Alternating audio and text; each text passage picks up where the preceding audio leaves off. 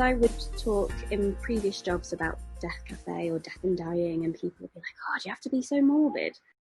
They'll be like, oh, so we're going to do this thing in a couple of years. And I'll say, well, yeah, as long as we're still alive. And people will be like, oh my God, really? Do you have to say that? And it's like, well, just being honest, could happen.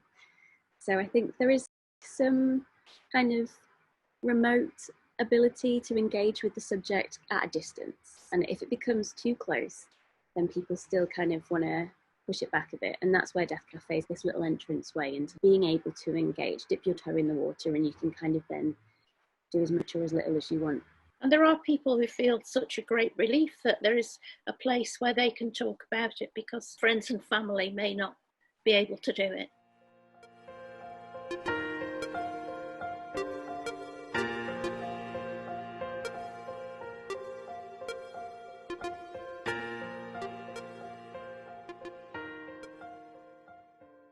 If you would have asked me what it felt like for his son to die, I wouldn't have described how it actually is. How I imagined it is different, I think.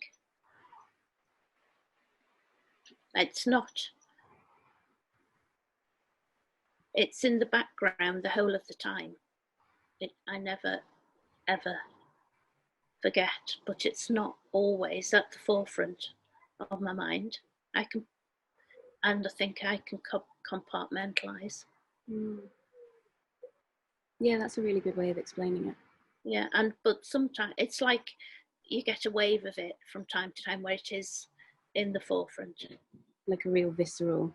Yeah.